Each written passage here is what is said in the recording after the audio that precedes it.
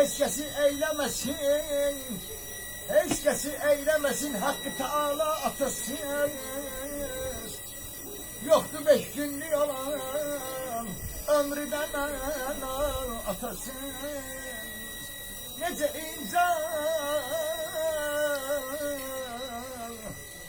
izah eleyim ben bu derin deryanı ki yazılmazla kurtarmaz bu büyük menanı. Atanın hem ananın kadrini bil ay evladlar, vurma yere zahmetini. Ata yoktursa demek, ata yoktursa demek boştu bu dünya atasız. Sevse her kim atanı hem ananı saklasa gel hürmetini. Allah ol kessen uzak saklamaz rahmetini. Kadrini bil sakla gülen hürmetini. Çok çetindir elemek, çok çetindir elemek bir işi berpa atırsınız.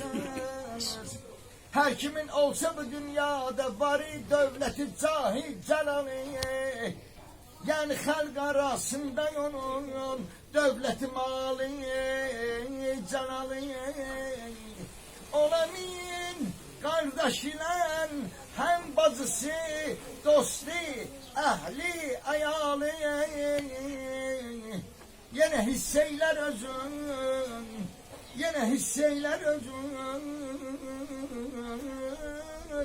Dehride tenha atasınız. Əzzinem sözüm yok, əzzinem sözüm yok. Gel demeye ayamkarım sözüm yok. Evladın atası elinden giden vakta vallahi değer ki ay atam sensiz gözüm yok. Sensiz gözüm yok. Ben aşinem baştan ağlar. Allah yaşar kardeşim de ruhunu şad etsin. Ben aşinem baştan ağlar. Seven aşık hem kipriden hem kaştan ağlar. Azizi elinden giden evlatlar durar sübhi o baştan ağlar.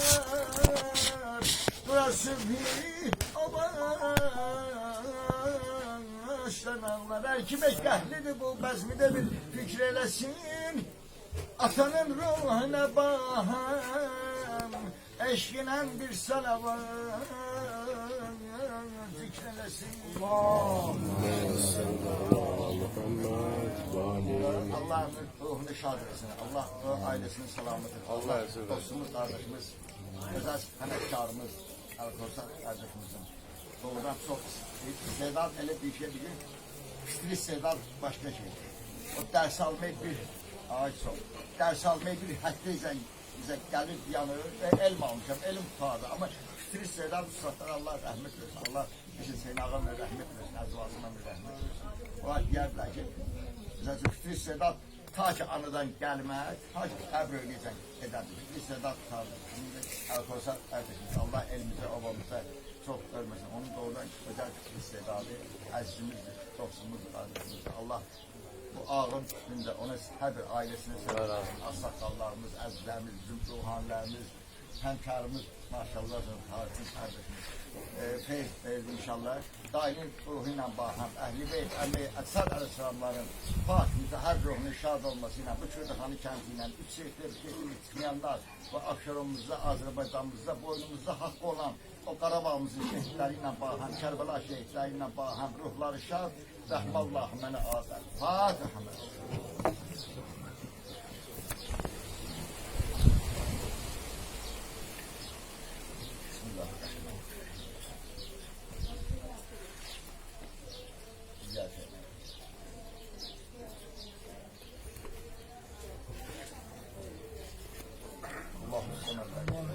Allah rahmet eylesin.